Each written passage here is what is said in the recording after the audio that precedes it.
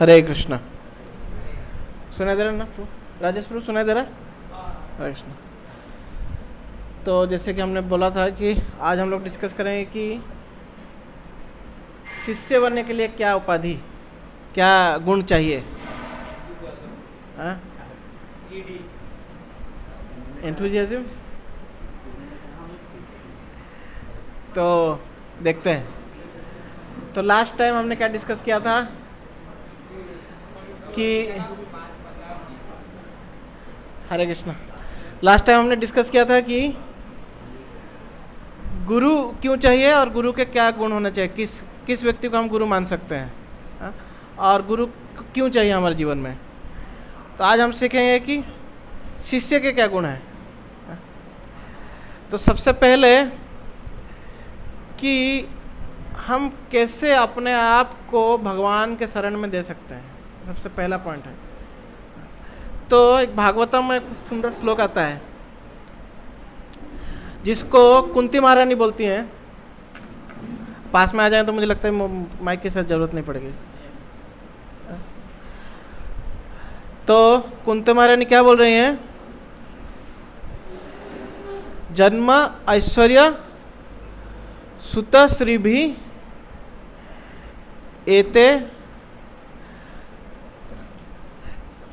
एते अधामा मधः पुमान। ये क्या कर रहे हैं? ये जो चार चीज़ हैं, क्या क्या? जन्म ऐश्वर्य सुत श्री भी। ये चार चीज़ जो है क्या कर देगा आपको, आपके अंदर में प्राइड ले आएगा, आपको मदांत बना देगा। तो चार चीज़ क्या क्या है? जन्म मतलब अगर आपको किसी उच्च कुल में आपका जन्म हुआ है, किसी उच्च कुल में, बोलते हैं ना हम लोग ये मराठा हैं, हम लोग ऐसा ब्राह्मण हैं, क्या कन्याकुब्ज ब्राह्मण है हम लोग बोलते हैं। तो ऐसा उच्च कुल में अगर जन्म हुआ है। दूसरा ऐश्वर्य, आपके पास बहुत धन संपत्ति है, कुल भले ही ऊंचा ना हो लेकिन पैसा बहुत है, बहुत अमीर हैं आप। सुत मतलब आप नॉलेज, ज्ञान बहुत है आपके अंदर, भौतिक ज्ञान, आध्यात्मिक ज्ञान नहीं, भौतिक ज्ञान ये बहुत है।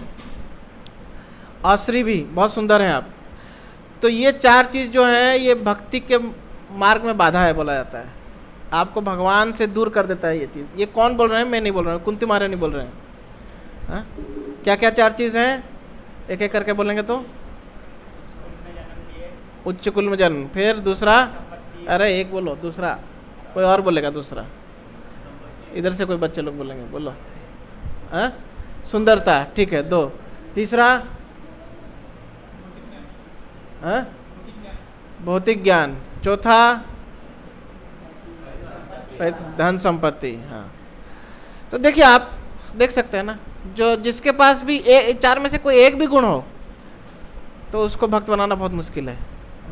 करोड़पति व्यक्ति को देखो, भक्त बनाना बड़ा मुश्किल है। स्वामी जी हम दे देंगे, पैसा दे देंगे। उनको लगता है कि वो मंदिर चला रहे हैं, हम पैसा दे देंगे, बोलते हैं हम पैसा भेज देते हैं। ऐसा लगता है कोई बार लोगों को हम मंदिर चला रहे हैं। और जन्म देखो, अभी कोई बहुत ज़्यादा कुछ ब्राह्मण कुल में पैदा हुआ है और बचपन से कुछ संस्कृत वंस्कृत जान लिया है, अरे हमको सब पता है, हम हमारे बचपन में हमारे घर में पढ़ते आ रहे हैं, जरूरत नहीं, हमको पता है मंदिर आई है, नहीं हम बचपन में पढ़ते आ रहे हैं, हम क्लास देते हैं लोगों को। ऐसा लोगों को मिला हूँ मैं, ये नहीं कर रहा हूँ, एग्जैगरेट नहीं कर रहा हूँ इस चीज़ को, ऐसे लोगों को मैं देखा हूँ। और धन हो गया, हाई बर्थ हो गया, और ये वाला हो गया, और बाकी सुंदर वाले लोग तो ये फिल्म एक्टर एक्ट्रेसेस देखो, मुश्किल है, बहुत टफ है। एक बार एक फिल्म एक्ट्रेस हमारे चौपाटी मंदिर में आए थे, चौपाटी का मंदिर है ना अपना गिरगांव में, तो आए थे। तो हमारे गुरु हैं इस्कॉन में, राधानाथ स्वामी महाराज, तो महाराज जी क्लास दे रहे थे, तो आई वो, तो जितने लोग क्लास में बैठे थे सब लोग ऐसे घूम गए, महाराज की तरफ देख रहे थे, सब ऐसे घूम गए उसकी तरफ। तो जाने के बाद महाराज बोलते हैं, देखो, मतलब छोटा लोगों का ग्रुप था, पूरा क्लास में नहीं, कुछ भक्तों का ग्रुप था, कितना तड़प रही हो देखो। बोले तड़प रही है? अरे एक तो सुंदर है, दूसरा उसके पास इतना धन है। महाराज बोले यही तो उसके तड़पने का कारण है, यही तो उसका बंधन का कारण है। महाराज देख सकते थे। हम भी देख सकते हैं ना, देखो अभी रिसेंटली 1-2 साल पहले एक बहुत फेमस एक्टर ने सुसाइड कर लिया। उससे पहले भी कितने सारे एक्टर एक्ट्रेस सुसाइड किए हैं। आए मतलब 1-2 साल में तो एक बार कोई ना कोई ऐसा सुसाइड केस दिखता ही है। तो वो भी बंधन है। क्या बंधन है? ये आपको भगवान के पास लेके नहीं जा सकता। तो देखिए, ये पॉइंट मैंने क्यों उठाया, क्योंकि जीवन में ऐसे बहुत सारे हमारे प्रॉब्लम्स हैं जो हमारे ये 4 चीज़ हम सॉल्व नहीं कर सकते। ये प्रॉब्लम्स को, बहुत सारे ऐसे प्रॉब्लम्स हैं, जैसे स्ट्रेस है, एंग्जाइटी है, और नींद ना आना। ये सब बीमारियां जो हैं, देखो जो साइकोलॉजिकल डिसऑर्डर्स हैं। देखो पैसा है लोगों के पास, सब कुछ है। अब देखो जितने सारे स्पेशली एक्टर एक्ट्रेसेस, क्योंकि ज़्यादा धर्म को तोड़ते हैं ये लोग, तो इनका लाइफ में देखो ये लोग बहुत ज़्यादा एक्टर एक्ट्रेसेस ये सब ड्रग्स, डिप्रेशन इनको रहता है। अरे पैसा है, सुंदरता भी है, इतने सारे फ़ैन फॉलोइंग है, हमको लगता है अरे ये तो पूरा स्वर्ग का जीवन जी रहे होंगे। लेकिन उनका जीवन में आप देखिए, अब आए दिन आता रहता है उनके बारे में कि डिप्रेशन का शिकार कभी ना कभी थे वो लोग। ऐसा क्यों है? हाँ, क्यों है? क्योंकि आध्यात्मिकता नहीं है जीवन में वास्तव में। तो अब जितना सारे साइकेट्रिस्ट इन लोगों के पास जाओ, ये लोग क्या करते हैं, ये जो मेडिसिन देते हैं वो आपके मन को और शांत कर देता है। हमारे इधर एक प्रभु जी हैं जो साइकेट्रिस्ट हैं, तो वो बोल रहे थे, वो मेडिसिन देते हैं, आपका नर्वस सिस्टम को डैमेज करता है, सोचने की शक्ति को कमज़ोर कर देता है, ताकि आप मतलब ऐसा बोलते हैं ना इंग्लिश में, इल्यूजन इज ब्लिस। तो इस तरह का कंडीशन में को डाल देता है, मतलब आपको सोचने समझने की शक्ति थोड़ा कम हो जाता है, तो ऑटोमेटिकली और डिप्रेशन सब ऑटोमेटिकली चला जाता है। मतलब ऐसा लगता है कि चला गया, जैसे पेन किलर खाते हैं तो पेन तो है लेकिन वो पता नहीं चलता ऐसा। तो ये सब चीज़ें वास्तव में, ये जो प्रॉब्लम्स हैं, इसको हम भौतिक किसी माध्यम से हम इसको सॉल्व नहीं कर सकते। हम अपने जीवन में भी देख सकते हैं कुछ प्रॉब्लम्स हैं जो हमको भौतिक जीवन उसका सल्यूशन नहीं दे सकता। अब स्टूडेंट लाइफ में हो आप उसको स्टूडेंट लाइफ में भी फील से कर सकते हो, या फिर आप बिजनेस कर रहे हैं, जॉब कर रहे हैं, आप हर एक मतलब जो भी आप स्तर पे हैं उस स्तर पे ये चीज़ों को देख सकते हैं आप लोग, है ना। आप लोगों को एक्सपीरियंस तो होगा ही इसका, है कि नहीं। हम लोग को भी कभी कभार डिप्रेशन आया होगा, हाँ? कुछ और प्रॉब्लम्स आए होंगे जिसको लग रहा होगा कि अरे कैसे इसका सोल्यूशन मिलेगा। हाँ? अगर ऐसा नहीं होता तो ये साइकेट्रिस्ट लोगों का बिजनेस एकदम ठप पड़ता, लेकिन सबसे ज़्यादा बिजनेस इन लोगों का ही है। दारू का दुकान भी उतना ये नहीं होते, उतना ड्रग्स ये सब क्यों लेते हैं लोग? भूलने के लिए। जब प्रभुपाद यूएस में जब गए तो ये हिप्पी लोग, क्या इनको यही तो प्रॉब्लम था, डिप्रेशन में थे वो लोग। गवर्नमेंट परिवार साथ में नहीं था, गवर्नमेंट ज़बरदस्ती उनको युद्ध में भेज रहा था, डिप्रेस हो गए वो लोग। तो वो लोग उसका सहारा मतलब डिप्रेशन को मिटाने के लिए किसका सहारा ले रहे थे? ड्रग्स का। जब प्रभुपाद उनको पूछते हैं कि तुम लोग ड्रग्स क्यों ले रहे हो, तो लोग क्या आंसर देते हैं, किसको पता है क्या बोलते हैं? हाँ, तो बोलते हैं, वो लोग बोलते हैं कि तू स्टे हाई मतलब झंझट, हम ऊपर इस सब झंझट से ऊपर चले जाने के लिए हम लोग ड्रग्स ले रहे हैं। तो प्रभुपाद बोलते हैं लेकिन ये जो ले रहे हो आप, ये कितना दिन तक चलता है? ज़्यादा से ज़्यादा 24 घंटा, ज़्यादा से ज़्यादा, उससे भी उतना भी नहीं चलता। अब कितना भी ड्रग्स ले लो, ज़्यादा लोगे तो मर ही जाओगे सीधा और थोड़ा सा मात्रा जो भी ले रहे हो लोग, ज़्यादा से ज़्यादा नशा जो है 24 घंटा फिर उतर जाएगा। प्रभुपाद बोले कि मेरे पास एक ऐसा ड्रग्स है दैट विल, फेमस लाइन है प्रभुपाद का। क्या फेमस लाइन? जय जय जय जय, थोड़ी दीजिए तो थोड़ा सा साइड कर दो ना उनको, कोई तकलीफ हो कहना, ठीक है। तो प्रभुपाद क्या बोलते हैं? हाँ, that will keep you stay high for ever, बोलते हैं ना। तो ये क्या फिर प्रभुपाद उनको बताते हैं, महामंत्र देते हैं। तो इसलिए अब कोई भी पोजीशन पे लीजिए, हमारा जो जीवन का जो बेसिक प्रॉब्लम्स हैं उसको सॉल्व करने के लिए ओनली मात्र उपाय है डिवोशनल लाइफ, भक्ति का मार्ग।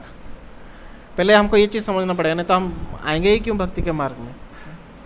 जैसे कि हमने पहले समझा था कि गुरु क्यों चाहिए जीवन में, वो क्लास में हमने पहले सुना था ना, कि हर चीज़ में हम किसी ना किसी के ऊपर क्या रख रहे हैं, फेथ रख रहे हैं।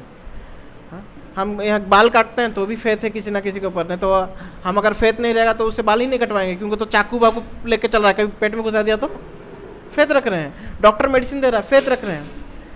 तो आध्यात्मिक जीवन जब आता है तो भी हमको किसी ना किसी से फेथ रखना है, हाँ? ऐसे नहीं कि हम खुद से ढूंढ लेंगे। तो इसलिए हम गुरु के बारे में बताए थे। तो यहाँ पे भी ऐसे ही है कि हमको जीवन के बहुत सारे प्रॉब्लम्स जो हैं उसको भौतिक माध्यम से हम सॉल्व नहीं कर सकते, इसलिए हमको आध्यात्मिक मार्ग चुनना जरूरी है। तब आध्यात्मिक मार्ग में अब गुरु के शरण में जाना बहुत ज़रूरी है। ऐसे हम सोचेंगे कि मैं अपने से अपना आध्यात्मिक मार्ग चुनूंगा, क्या चुनेंगे, कहाँ जाएंगे, कुछ पता है, कुछ आता पता नहीं है। जैसे हिप्पी लोग, इनके लिए आध्यात्मिकता वही था, ड्रग्स लेना, तो हम हिप्पी बन जाएंगे वास्तव में। तो हमको गुरु के शरण में जाना है जो शास्त्रों को पता है, जो शास्त्रों के माध्यम से हमको क्या कर सकता है, हमारे जो भौतिक प्रॉब्लम्स है, जो भी जीवन के प्रॉब्लम्स है उसको सॉल्व कर सकता है। और क्या कर सकता है, हमको भगवान के धाम लेके जा सकता है। असतो माँ सद्गमय। क्लियर। अब हम पॉइंट आता है, क्या पॉइंट आता है कि हमारे अंदर वो क्या गुण होना चाहिए। तो हम लोग अभी देखेंगे अभी क्या गुण होना चाहिए।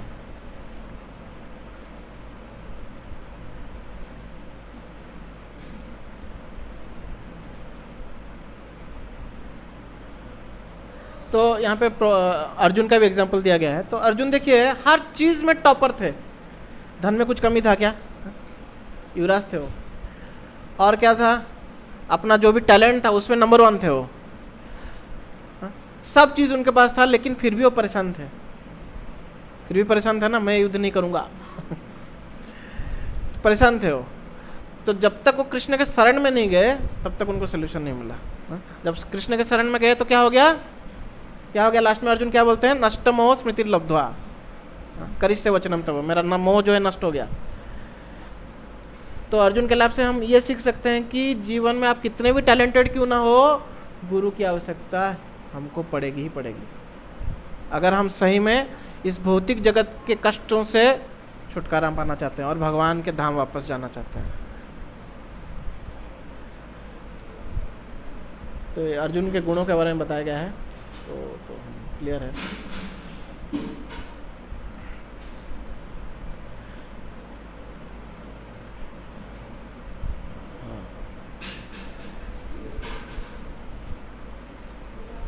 अरे कितना है ये, हाँ, क्वालिफिकेशंस ऑफ ए डिसाइपल। तो सबसे पहला क्वालिफिकेशन क्या है, तो हम लोग एक भगवद्गीता का सुंदर श्लोक पढ़ते हैं। क्या श्लोक है, नहीं सर्वधनवन परित्यज नहीं, 4th चैप्टर में श्लोक आता है। भगवान बोलते हैं कि कैसे ज्ञान लेना चाहिए, तद विधि प्रणिपाते है ना परिप्रश्न सेवया उपदक्षन्ते ते ज्ञानम ज्ञानिनः तत्वदर्शिनः। तो जो ज्ञान लेने वाला है उसके 3 गुण वहाँ पे बताए गए हैं, 3 क्वालिटीज। क्या क्या है 3 गुण, पहले उसको सरेंडर होना है, तद्विधि प्रणिपाते ना, शरण में जाना है गुरु के। तो शरण में जाना है, क्यों ऐसा बोला गया है, शरण में क्यों जाना है,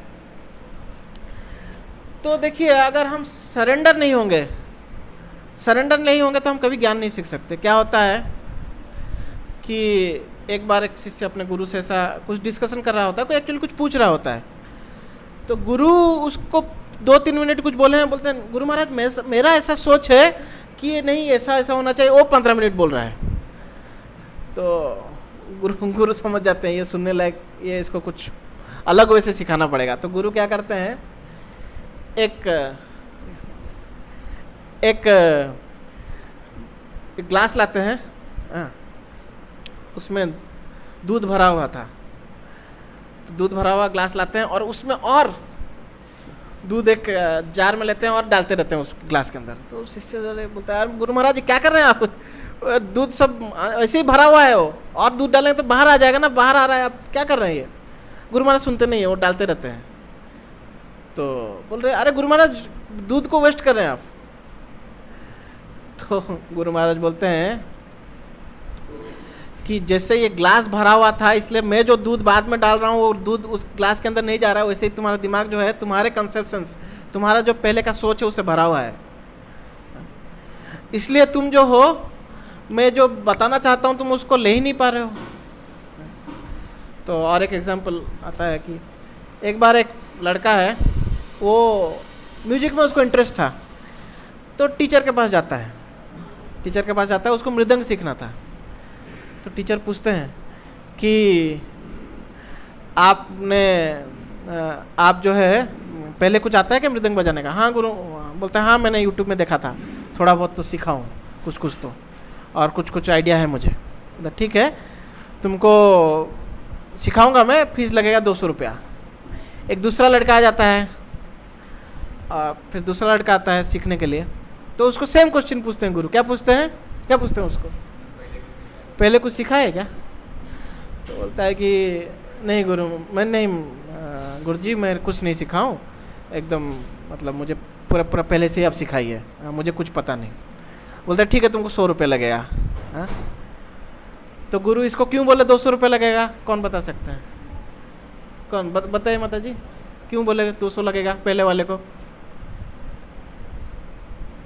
अरे कुछ समझ में आया कि नहीं आप लोगों को? वो वाला जो जगह वो भक्त लोग बैठे हैं उनको शायद कुछ समझ में नहीं आया आप लोगों को।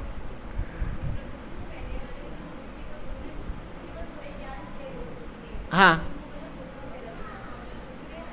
हाँ,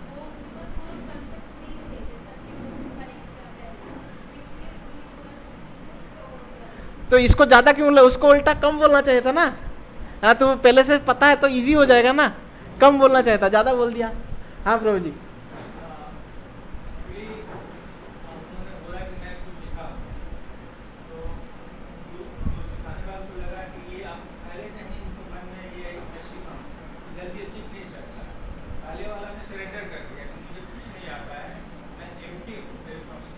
करेक्ट।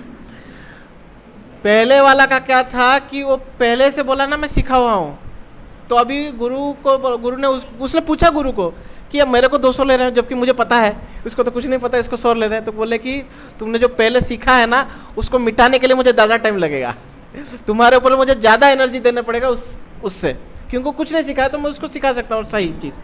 तुम पहले से ही कुछ सीखे हो तो तुमको सिखाना ज़्यादा मुश्किल है। हाँ, क्योंकि तुम्हारे पहले से कुछ प्री कंसेप्शन है।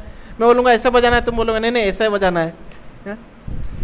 तो इसलिए तुमको ज़्यादा समय लगेगा मुझे सिखाने के लिए, इसलिए तुमसे ज़्यादा पैसा ले रहा हूँ, एनर्जी ज़्यादा देना पड़ेगा तुम्हारे ऊपर। तो इसलिए हम जब आते हैं तो सरेंडर होना बहुत ज़रूरी है। आप बोलेंगे प्रभु जी तो सरेंडर होंगे मतलब क्या, हम जो बोल देंगे गुरु वो एक्सेप्ट कर लें क्या? नहीं। सरेंडर का मतलब क्या है कि आप सीखने के मूड से आ रहे हो, आप ये नहीं कि भाई तर्क करने के मूड से आ रहे हो। कभी कभार कुछ लोग मुझसे मिलते हैं, सीखना कुछ नहीं है, मैं जो सोचा हुआ हूँ ना वही सही है। हाँ? आपसे बस मैं तर्क करने के लिए आ रहा हूँ कि मैं जो सीखा हुआ हूँ वो आप जो बोल रहे हो उससे ऊपर है, तो फिर हम कभी सीख नहीं सकते कुछ भी। हाँ? तो हमारे जैसे कि एग्जाम्पल आता है हमारे चैतन्य चरितामृत में, जब सनातन गोस्वामी, रूप गोस्वामी श्री चैतन्य महाप्रभु से जाते हैं मिलने के लिए, उनका दर्शन करने के लिए जाते हैं, तो पता है कैसे जाते हैं वो लोग? अभी सनातन गोस्वामी, रूप गोस्वामी, पहले वो लोग कौन है आप लोग समझ लीजिए। वो लोग जो आज से 500 साल पहले बंगाल के जो नवाब थे, तो नवाब के लिए नवाब ने उनको अपना भाई बना के रखा था, जबकि ये लोग सारस्वत हिंदू ब्राह्मण परिवार में जन्म हुए थे। और इस समय तो हिंदू मुसलमान और ये हो चलता था प्रॉब्लम्स। तो और नवाब इनके बुद्धि से इतना वो अफेक्टेड हो गया था, मतलब इतना वो मतलब क्या वो मोहित हो गया था कि इन दोनों भाइयों को अपना भाई बना दिया था उसने। बोला तुम दोनों मेरे भाई जैसे हो। और ये दोनों नवाब के पास क्यों काम कर रहे थे? तो उसका कारण था कि नवाब ने उनको ये किया था, क्या बोला था, धमकी दिया था, अगर तुम लोग मेरे पास काम नहीं करोगे तो मैं जितने सारे हमारे बंगाल में हिंदू मंदिर हैं सबको तोड़वा दूंगा। और हिंदुओं को अगर वो मुसलमान नहीं बनेंगे तो उनको क्या करूँगा, मैं मारूंगा। तो या तो तुम लोग मेरे साथ काम करो या ये चीज़ फेस करो, तुम दोनों को ही मारूंगा मैं तुम दोनों को ही छोड़ूंगा नहीं। नवाब को किसने बोल के रखा था कि ये दोनों भाई बहुत टैलेंटेड हैं। उस समय में ऐसा बोला जाता है कि उनको 17 लैंग्वेजेस पता था। हम अभी भी 17 लैंग्वेजेस बोल नहीं सकते, मतलब ऐसा बोलने के लिए भी कोई बोलेगा तो हमको पता नहीं 17 लैंग्वेजेस भी होते हैं क्या। तो उनको पता था लैंग्वेज, 17 भाषाएं पता थी उस समय में, आज से 500 साल पहले। पता नहीं वो कौन से भाषाएं सीखे थे, बट जो भी है उनको पता था, ऐसा हमारे आचार्य लोग बोलते हैं। और नवाब ने उनको इतना छूट देकर रखा था कि आप अपना भगवान का भक्ति जो भी करना हो करो, हम मुझे कोई प्रॉब्लम नहीं है, बस मेरे लिए काम करो, इतना बस। हाँ, तो वो लोग अपने घर में मंदिर सब बना के रखे हुए थे। हाँ, एक छोटा सा वृंदावन भी बना के रखे थे अपने घर में। तो ये दोनों भाई जब श्री चैतन्य महाप्रभु को, सोचिए इतने टैलेंटेड लोग जब महाप्रभु के पास आते हैं तो गले में एक रस्सी और मुंह में क्या, हाँ मुंह में घास का तिनका लेके आते, कुशाग्रास नहीं था, घास का तिनका पकड़ के आए थे। तो गले में रस्सी क्या है, हम आपके क्या बोल सकते हैं, अभी जैसे कुत्ता को मालिक रस्सी बांधता है ना, तो हम आपके क्या हैं, पूरी तरह से आपके शरणागत हैं। और ये जो मुंह में रस्सी भी, मुंह में जो क्या बोलते हैं उसको, तिनका, घास का तिनका, उसका आचार्य लोग क्या बोलते हैं मालूम है आप लोगों को? आचार्य लोग बोलते हैं कि घास का तिनका 2 चीज़ दर्शाता है। क्या है कि देखिए मेरा जो बुद्धि है जानवर जैसा है, तो अभी से जानवर लोग क्या करते हैं, तो घास खाते हैं, तो मैं घास खाने का अभी से प्रैक्टिस कर रहा हूँ, इसलिए मुंह में घास लेकर रखा हूँ। और दूसरा चीज़ है, मैं आपके समक्ष जब आया हूँ तो मैं आपके साथ कुछ तर्क करने के लिए नहीं आया हूँ, इसलिए मैंने घास से अपने मुंह को बंद करके रखा है। जो भी मैं आपसे सुनूंगा मेरा हृदय में धारण करने के लिए आया हूँ, ऐसा आचार्य लोग बोलते हैं। तो सोचिए इतना उच्च कोटि के लोग और कैसे आ रहे हैं सरेंडर करने, तो इस स्थिति में आ रहे हैं सरेंडर करने। जब हम सरेंडर करेंगे तभी जो है भक्ति हमारे अंदर आ सकता है, भक्ति का जो बीज है हमारे अंदर प्रफुल्लित हो सकता है, नहीं तो नहीं होगा। पहले से ही कुछ हमारे अगर प्री कंसेप्शन से और हम शरण में नहीं जा रहे हैं, प्री कंसेप्शन से तो चलता है, आप पहले से कुछ गीता सीखे हुए हैं, कुछ ज्ञान लिए हुए हैं, ठीक है चलेगा। लेकिन जब गुरु के पास आ रहे हैं तो आपको शरणागत होकर आना है, कि कुछ सीखने के लिए आना है। नहीं मैं दिखाऊंगा कि मैं जो जानता हूँ, हाँ मेरा जो ज्ञान है गीता का वो तुमसे ज़्यादा है, तो फिर नहीं सीख सकते। तो आप बताएंगे कि आप खाली शरण में आना है, कुछ नहीं पूछना है, तो ये तो अंधविश्वास हो जाएगा। तब नेक्स्ट क्वेश्चन क्या है, नेक्स्ट चीज़ क्या है,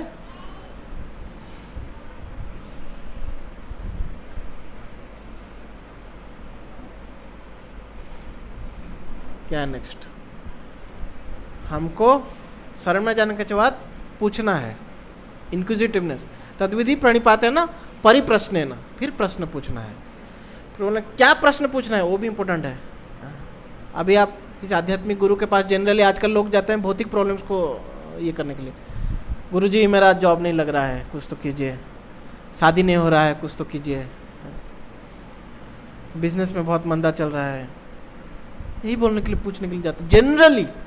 क्योंकि जितने लोग मंदिर में आ रहे हैं वो सबका एक ही प्रॉब्लम है। भगवान भगवतीता में 4 प्रॉब्लम बोल रहे हैं, 4 तरीका के लोग आते हैं मेरे पास। क्या क्या है 4 तरीका के लोग, कौन कौन है, कौन कौन है? भगवान क्या बोलते हैं भगवतीता में, अर्थो अर्थार्थो ज्ञानी जिज्ञासु। जो प्रॉब्लम में है, जिसको धन चाहिए, अर्थ चाहिए, अर्थार्थ मतलब प्रॉब्लम, अर्थ मतलब धन, और ज्ञानी मतलब जो ज्ञान है, जिसको पता है कि भगवान है, मैं जीवात्मा हूँ, ज्ञान है। और जिज्ञासु जिसको इस दुनिया में मैं क्यों हूँ, मुझे कष्ट क्यों मिल रहा है, मैं भारत में ही क्यों पैदा हो गया, तो इस तरह से जिसको प्रॉब्लम्स है। तो इस 4 प्रकार के लोग भगवान बोलते हैं भगवद्गीता में कि 4 प्रकार के लोग मेरे पास, मेरे शरण में आते हैं, मेरे पास आते हैं। लेकिन आज के समय में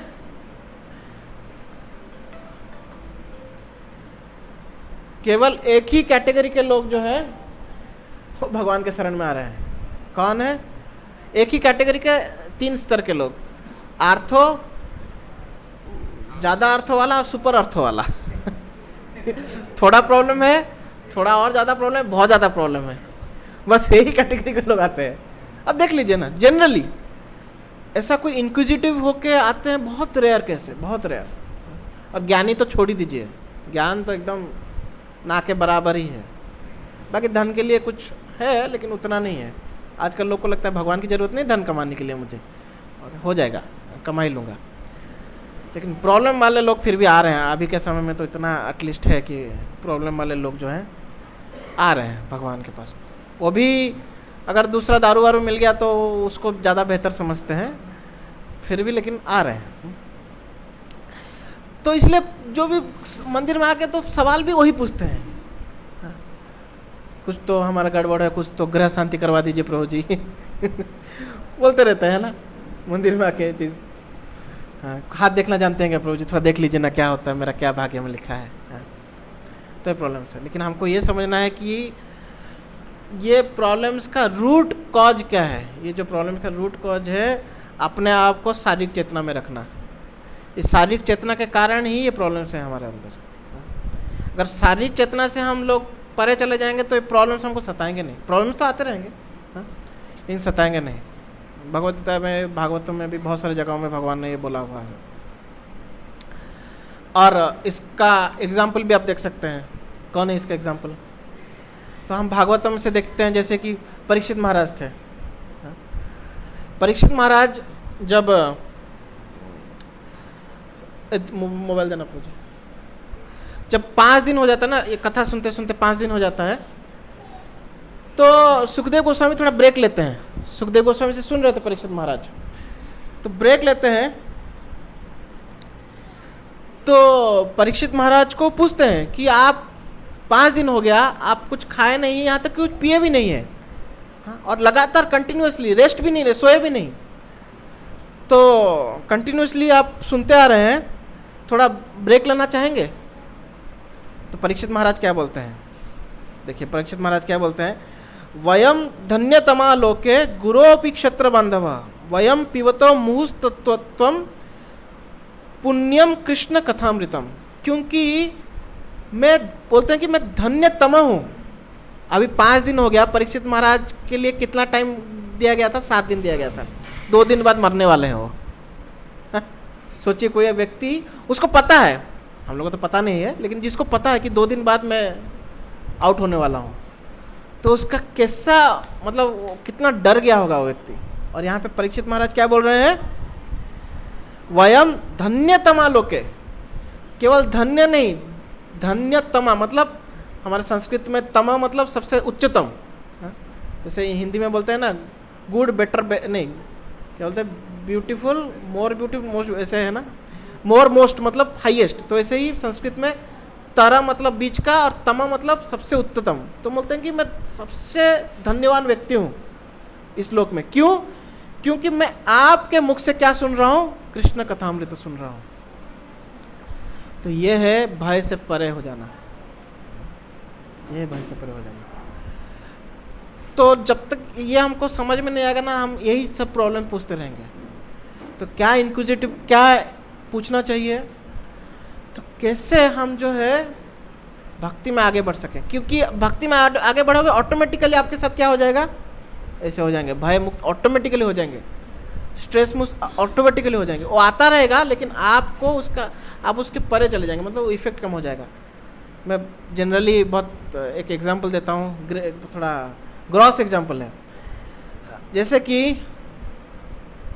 रास्ता तो सेम ही है, लेकिन जो अभक्त है वो रास्ते में वो लूना में जा रहा है, और जो भक्त है वो BMW में जा रहा है। रास्ता सेम है, BMW में जाएंगे तो पता नहीं चलेगा, और लूना में जाएंगे तो ऐसा गड्ढा वड्ढा सब पता चलेगा। तो ऐसा है। तो भक्त के लिए वही प्रॉब्लम्स तो आते रहेंगे भक्त को, लेकिन मैं भक्तों के जीवन में देखा हूँ। अब प्रभुपाद जी के जीवन में देखिए कितना प्रॉब्लम्स आया, घर वाले साथ नहीं दे रहे हैं। जब प्रचार करने के लिए गए तो भारत के लोग साथ नहीं दे रहे हैं। अरे क्या, देखो क्या है, तुम लोग भक्ति भक्ति बोल रहे हो, देखो अमेरिका कितना आगे है। अमेरिका गए प्रचार करने के लिए, वहाँ पे भी कितना स्ट्रगल, फिर भी क्या, भय नहीं, स्ट्रगल तो है। अब हमारे भक्तों को देख लीजिए, कहाँ रसिया वसिया कहाँ पे, अभी तो रसिया में ठीक है, जब USSR का ये था टाइम था तो कैसे प्रचार करते थे। अभी चाइना में प्रचार करते हैं भक्त लोग, सही में भय मुक्त कर देता है। एटलीस्ट ये आइडिया ही कि हम शरीर नहीं, एटलीस्ट ये आइडिया कि हम शरीर नहीं आत्मा है, ये भी थोड़ा हमको भय मुक्त कर देता है। और रियलाइज हो गया तो फिर तो हो गया, आप तो फिर कोई कुछ नहीं होगा आपको भय खत्म ही हो जाएगा पूरा। तो इंक्विजिटिव होना चाहिए, अंधविश्वासी नहीं होना चाहिए। गुरु को, आपको अगर कुछ पता नहीं तो गुरु को पूछना चाहिए। लेकिन क्या पूछना चाहिए, कैसे मैं आध्यात्मिक जीवन में आगे बढ़ सकूं, ये पूछना चाहिए। ये नहीं कि कैसे मेरा घर परिवार संसार अच्छे से चले। आध्यात्मिक जीवन में आगे बढ़ जाएंगे तो ऑटोमेटिकली अच्छे से चलेगा। क्लियर?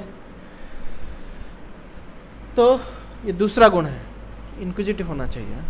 लेकिन अगर क्योंकि अगर हमारे अंदर डाउट्स रहेंगे तो क्या हो जाएगा, तो डाउट्स को भागवत गीता बोलता है कि क्या है डाउट्स, जो डाउट्स हैं ये असुर की तरह है जो अंदर ही अंदर हमको खा जाएगा। तो डाउट्स नहीं होना चाहिए। हम जो भी पाथ फॉलो कर रहे हैं तो हमको पूछना चाहिए, प्रभु जी ऐसा क्यों नहीं, ये मैंने सुना था तो इसका मुझे थोड़ा समझ में नहीं, आप समझाइए।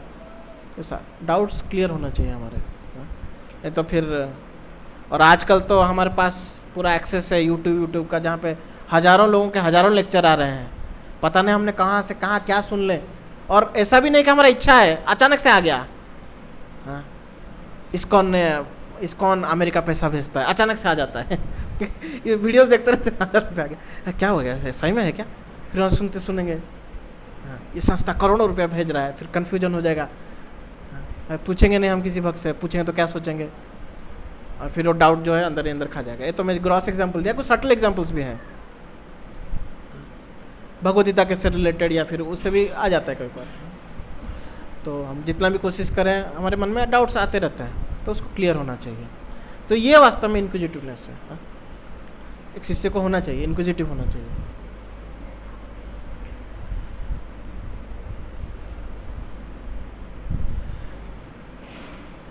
तो यहाँ पे दो टाइप के जो मैरिड लोगों के बारे में बताया गया है। तो एक है गृहस्थ और एक है गृहमेधी। तो एक्चुअली गृहमेधी मतलब जो अपने भौतिक जीवन में ही लगा हुआ, जिसको आध्यात्मिक जीवन से कुछ लेना देना नहीं है, मेरा घर परिवार संसार इसमें मैं बिंदास रहना है, तो ये वास्तव में गृहमेधी। और गृहस्थ मतलब जो घर परिवार संसार के साथ रह के भी क्या कर रहा है, भक्ति कर रहा है। उनको भी भगवान, मतलब ये लोग जो भी हैं मेरे घर परिवार वाले, ये लोग बस मेरे केयर में हैं, वास्तव में ये तो क्या है, भगवान के नित्य अंश हैं। तो ये जो सोच रखता है वो गृहस्थ है। और जो केवल घर परिवार संसार और कुछ नहीं दुनिया में रखा, वो गृहमेधी है। तो उसके बारे में वर्णन है। अब तीसरा क्या गुण होना चाहिए एक शिष्य में? तद्विधि प्रणिपात है ना, परिप्रश्न है ना, फिर क्या है, सेवा उन्मुख होना चाहिए।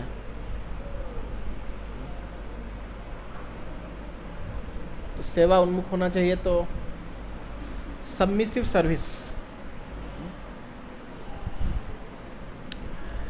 सेवा उन्मुख कैसे बने? तो प्रश्न पूछ लिया, आप जाके शरण में भी चले गए, प्रश्न भी पूछ लिया, लेकिन सेवा ही नहीं करना है, तो क्या प्रॉब्लम हो जाएगा? सेवा नहीं करेंगे तो हमको ये आध्यात्मिक ज्ञान कभी, हम बस नॉलेज के स्तर पे रह जाएगा, ज्ञान के स्तर पे रह जाएगा, कभी विज्ञान में कन्वर्ट नहीं हो पाएगा, तो सेवा करना बहुत आवश्यक है।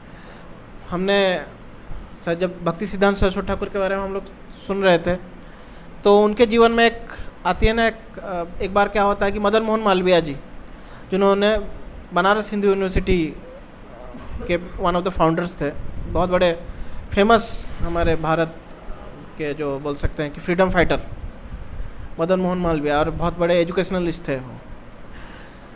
तो वो एक बार भक्ति सिद्धांत सरस्वती ठाकुर के पास आए थे, उनको कुछ डाउट्स थे। तो उनको किसने बोला कि अगर शायद कोई भक्त मिल गया होगा उनको, तो उन्होंने बोला कि अगर सबसे विद्वान व्यक्ति, जो शास्त्र में सबसे निपुण व्यक्ति इस धरती पे अगर अभी कोई है, तो है भक्ति सिद्धांत सरस्वती ठाकुर। तो आप उनके पास जाइए, आपके सारे प्रॉब्लम्स का आंसर उनके पास मिल जाएगा आपको। तो वो आए थे एक बार भक्ति सिद्धांत सरस्वती ठाकुर के पास। तो भक्ति सिद्धांत सरस्वती ठाकुर को उन्होंने बोला कि मेरे कुछ प्रॉब्लम से मैं आपसे आंसर चाहता हूँ तो भक्ति सिद्धांत सरस्वती ठाकुर क्या बोलते हैं उनको? बोलते हैं ठीक है, मैं आपको आंसर दूंगा, एक छोटा सा सेवा है, आप थोड़ा सा वो कर लीजिए।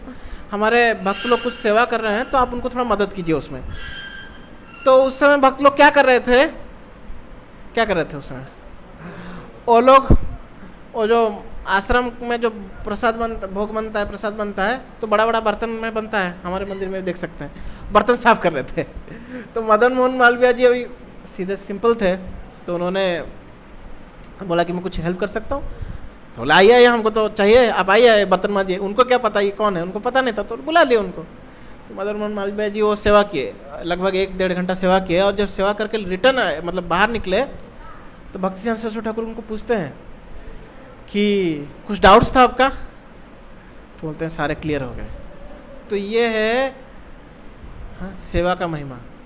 अब देखिए बहुत सारे लोगों को शास्त्र इतना पता नहीं रहता, इतना पढ़े लिखे नहीं रहता है, लेकिन सेवा बहुत करता है, तो वो भी उनको उतना भी काफ़ी है उनको प्यूरिफाई करने के लिए। सेवा अपने में ही इतना शक्तिशाली है कि आपको अंदर में आप क्या बोल सकते हैं, आपको रिलेशंस देने के लिए या आपको विज्ञान देने के लिए।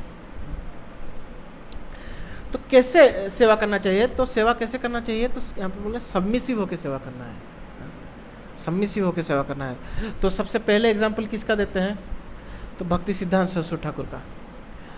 तो देखिए भक्ति सिद्धांत सरस्वती ठाकुर जो थे कौन थे उस समय में, ऐसा बोला जाता है कि जब भक्ति सिद्धांत सरस्वती ठाकुर थे, तो जब हम उनका लाइफ के बारे में सुन रहे थे, तो 14 साल की उम्र में उन्होंने किसको चैलेंज कर दिया था, अपने कॉलेज के जो संस्कृत के जो एस्ट्रोनॉमी, क्योंकि भक्ति सिद्धांत सरस्वती ठाकुर वही पढ़ाई कर रहे थे, एस्ट्रोनॉमी का पढ़ाई कर रहे थे, ज्योतिष शास्त्र का पढ़ाई कर रहे थे।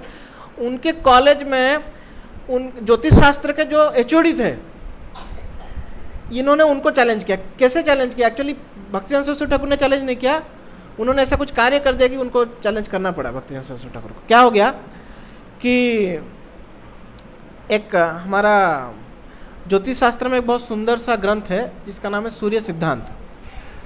तो भक्ति सिद्धांत सरस्वती ठाकुर ने सूर्य सिद्धांत पे अपना कमेंट्री दिया था जब वो 14 साल के थे। और ये जो प्रोफेसर थे, जो एचओडी थे उसके एस्ट्रोनॉमी डिपार्टमेंट के, तो उन्होंने भी सूर्य सिद्धांत पे कमेंट्री लिखा था।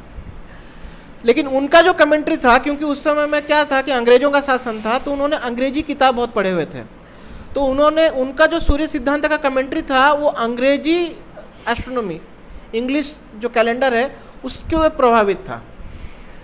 और वो बोल रहे थे कि सूर्य सिद्धांतों में बहुत सारा, सूर्य सिद्धांत जो है हमारा, उसमें बहुत सारा गलतियां हैं। तो भक्ति सिद्धांत सरस्वती ठाकुर के सहन नहीं हुआ।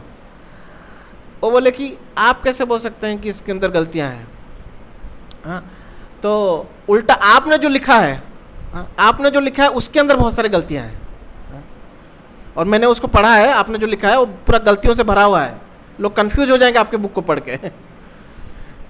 तो जब ऐसे बोल दिया, अभी स्टूडेंट बोल रहा है इतना बड़ा एचओडी को, तो जब बात प्रिंसिपल तक पहुंची तो प्रिंसिपल ने बोला कि दोनों के बीच में डिबेट करते हैं, स्टूडेंट और टीचर के बीच में, और ऑडिटोरियम में, उस समय में जो भी ऑडिटोरियम, जो भी हॉल था, हॉल में जाके वो हुआ। और जब डिबेट चला तो भक्ति सिद्धांत सरस्वती ठाकुर ऐसे तर्क दिए कि बोलते हैं कि आधा घंटे के अंदर जो प्रोफेसर थे उनका बोलती ही बंद हो गया। जब आदमी घबरा जाता है तो कैसे होता है, हा? तो एकदम फंबलिंग करने लगता है, इंग्लिश में जिसको बोलते हैं फड़फड़ाने लगता है, तो फड़फड़ाने लगा वो व्यक्ति। तो प्रिंसिपल इतना डर गए कि भाई ये मतलब मेरा कहीं कॉलेज का रेपुटेशन खराब ना हो जाए, तो बोले कि बस हो गया बहुत, अब रफा दफा करो। तो इतने टैलेंटेड थे वो व्यक्ति भक्ति सिद्धांत सरस्वती ठाकुर। लेकिन जब वो गौर किशोरदास बाबाजी महाराज जो उनके गुरु थे, एकदम से क्या थे, एकदम से अपोजिट थे, अंगूठा छाप थे। गौर किशोरदास बाबाजी महाराज को ऐसा भौतिक दृष्टि में कोई ज्ञान नहीं था, पढ़े लिखे नहीं थे, वो ग्रंथ रखते थे लेकिन भौतिक दृष्टि से देखा जाए तो कोई ज्ञान नहीं। और भक्ति सिद्धांत सरस्वती ठाकुर को अगर शास्त्रों में कोई डाउट होता था, सोचिए ऐसा व्यक्ति जो 14 साल की उम्र में, मतलब हमारे गणितज्ञ के एक बहुत इंपॉर्टेंट बुक, उसको जो ट्रांसलेशन कर सकता है, उसका जो तात्पर्य लिख सकता है, उसको अगर डाउट होगा तो कैसा डाउट होगा। तो डाउट होता था तो किसके पास जाते थे, गौर किशोरदास बाबाजी महाराज के पास जाते थे। इसको बोलते हैं, क्या बोलते हैं इसको बोलते हैं सेवैया। ये वास्तव में सेवैया है। और वो उनकी पर्सनल सेवा भी करते थे, कभी कभार जब रहते थे तो कभी कभार अपने गुरु, ऐसे भक्ति गौर किशोरदास बाबाजी महाराज की इसका पर्सनल सेवा लेते नहीं थे, लेकिन भक्ति सिद्धांत सरस्वती ठाकुर करते थे उनका। तो ये है वास्तव में गुरु की सेवा करना। और एक भी हमारे और एक आचार्य हैं नरोत्तम दास ठाकुर। नरोत्तम दास ठाकुर राज परिवार में पैदा हुए थे, राजा के घर में। लेकिन जब उनको दीक्षा लेना था तो वो लोकनाथ गोस्वामी से दीक्षा लेना चाहते थे। वृंदावन में लोकनाथ गोस्वामी रहते थे, तो ये वृंदावन जाके उनसे दीक्षा लेना चाहते थे। तो वृंदावन पहुंच गए, लोकनाथ गोस्वामी के पास गए, तो लोकनाथ गोस्वामी जो थे वो बहुत ही विनम्र व्यक्ति थे। तो बोले कि अरे मैं एकदम अनपढ़ गंवार और एकदम नीच कुल का व्यक्ति हूँ, और तुम राजकुल में पैदा हुए हो और मुझसे दीक्षा मांग रहे हो। मैं तुमको दीक्षा नहीं दे सकता, मैं तुम दीक्षा लेने लायक नहीं हूँ, तुमको कैसे दीक्षा दूंगा। तब ये क्या करते हैं नरोत्तम दास ठाकुर, मालूम है आप लोगों को क्या करते हैं वो? नरोत्तम दास ठाकुर, लोकनाथ गोस्वामी जो हैं वो हर दिन जब स्वच्छ करने जो जगह में जाते थे ना, नरोत्तम दास ठाकुर रात को आके उस जगह को साफ कर देते थे, ताकि जो है मेरे गुरु महाराज जो है जहाँ पे जाएं तो वो साफ़ सुथरा रहे। हाँ, पेट खाली करने जहाँ पे जाएं, नरोत्तम दास ठाकुर उस जगह को रात को जाके साफ करते थे। तो लोकनाथ गोस्वामी रोज आते थे तो देखते थे अरे इतना साफ सुथरा कौन रखा है, इसको कौन साफ करेगा इस जगह को। तो उस समय तो टॉयलेट वाला नहीं करता था, बाहर में ही जाते थे, लेकिन उस जगह को भी साफ कर देते थे। कौन ऐसा हो सकता है? तो एक दिन वो चुपके देखते हैं तो ये देखते हैं नरोत्तम दास ठाकुर क्या कर रहे हैं, अपने हाथों से अपने गुरु का मल उठा के फेंक रहे हैं। तो ऐसा देखते हैं तो वो भाग के आते हैं, हाथ पकड़ लेते हैं, क्या कर रहे हो तुम, पागल हो गए हो क्या? हाँ? अरे तुम राजा के बेटे हो। चैतन्य एक्चुअली क्या हुआ था कि नरोत्तम दास ठाकुर के सपने में चैतन्य महाप्रभु आके उनको बोले थे कि तुम लोकनाथ गोस्वामी से दीक्षा लो। बोलते हैं जिसके सपने में श्री चैतन्य महाप्रभु स्वयं आ रहे हैं, हाँ? तुम ये मेरा मल उठा रहे हो, अरे ऐसे क्यों कर रहे हो तुम? तो बोलते हैं कि क्योंकि आप मेरे गुरु हैं, मैंने हृदय में आपको गुरु मान लिया है। तब लोकनाथ गोस्वामी जो हैं उनको दीक्षा देते हैं। तो देखिए ये ज्ञान को एक्चुअली, अगर मैं जैसे पहले भी बोला कि अगर ये ज्ञान को सही में हम रियलाइज़ करना है ना, तो सेवा बहुत ज़रूरी है। और सेवा कैसे सेवा करना है कि अत्यंत अपने आप को दीन मान के सेवा करना है। अभी हम भी मंदिर में, अभी आप देखिए हमारे मंदिर में भी ऐसा देखिए, अगर कोई समझाएगा कि अरे मैं इतना पढ़ा लिखा इंजीनियर हूँ, क्या ये मंदिर साफ करने का सेवा है, तो हम अगर ऐसा सोच के सेवा नहीं करें तो क्या होगा, हमारा अहंकार जो है जिस कारण से हम भौतिक जगत में फंसे हुए हैं कभी जाएगा ही नहीं, कभी नहीं जाएगा वो। यहाँ तक कि श्री चैतन्य महाप्रभु अपने एग्जाम्पल से दिखा रहे हैं। जब श्री चैतन्य महाप्रभु गुंडीचा मंदिर मार्जन, जब रथ यात्रा के पहला दिन गुंडीचा मंदिर को देखते हैं तो सोचते हैं कि इसको साफ करना चाहिए, भगवान है वो आके अपने कपड़े से साफ कर रहे हैं। और उस समय उन्होंने क्या ये रखा था कि देखते हैं कौन कितना ज़्यादा साफ कर पाता है, कौन कितना ज़्यादा धूल इकट्ठा कर पाता है। तो उस समय सबसे ज़्यादा धूल कौन इकट्ठा कर रहे थे? श्री चैतन्य महाप्रभु। जो जितना ज़्यादा धूल इकट्ठा कर रहा था वास्तव में वो उतना ज़्यादा क्या है, वो उतना ज़्यादा उसका हृदय साफ हो रहा है। तो हम जितना ज़्यादा ऐसा मंदिर में आके अगर हम हो सके तो हम अगर सेवा कर सके, कुछ फिजिकल सेवा, यहाँ की धन देना भी एक सेवा ही है। अगर अपना अमाउंट अगर हम फिजिकल नहीं कर पा रहे हैं, हमको समय नहीं हो रहा है, तो धन दे सकते हैं, धन के रूप में सेवा कर सकते हैं। लेकिन सेवा करना बहुत ज़रूरी है। सेवा करेंगे तभी हमारा ये अहंकार ये जो है छूटेगा हमारे अंदर से। ये तो बड़ा मुश्किल है, मैं ये व्यक्ति हूँ, बहुत मुश्किल है छूटना। भले हम गुरु के शरण में चले जाएं, दीक्षा ले लें, हाँ प्रश्न भी बहुत पूछें, लेकिन सेवा बहुत ज़रूरी है। तो ऐसा है। अब हमने 3 गुण सीख लिए, 3 क्वालिटीज़। चौथा क्वालिटी क्या है? चौथा क्वालिटी हम लोग देखते हैं क्या है चौथा क्वालिटी।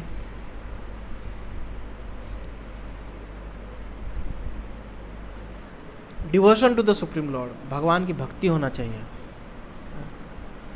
कई बार लोग ये 3 गुण हैं, ये भक्ति ही नहीं है, भगवान की भक्ति ही नहीं है, तो भी क्या हो जाएगा, आध्यात्मिक जीवन में प्रगति करना मुश्किल हो जाएगा। मैं बहुत सारे लोगों को देखा हूँ, बहुत विनम्र हैं, बहुत प्रश्न पूछते हैं, लेकिन भगवान के प्रति प्रीति नहीं है। भगवान के प्रति प्रीति नहीं है तो भाई बड़ा मुश्किल है। तो शिष्य का ये गुण एक होना चाहिए कि भगवान के प्रति प्रीति होना चाहिए। कई बार नहीं होता है तो कई बार गुरु के कृपा से भी हो जाता है, गुरु या साधुओं की कृपा से भी भक्ति आ जाती है हमारे अंदर, लेकिन एक गुण क्वालिटी होना चाहिए। शिष्यों की क्वालिटी के बारे में सीख रहे हैं तो ये क्वालिटी है शिष्य का, एक सही शिष्य का एक क्वालिटी है भगवान के प्रति प्रीति। भगवद गीता में हम लोग भगवान जब अर्जुन को बोलते हैं कि मैं तुमको क्यों बता रहा हूँ ये गीता का ज्ञान, तो क्या बताते हैं वहाँ पे, क्या बताते हैं, सॉरी बीच में बोल दिया आपने, स एवायम मया तेद्य योगो प्रक्तो पुरातना, फिर क्या बोलते हैं, भक्तोसी में सखा चेती रहस्यम ही एतद उत्तमम।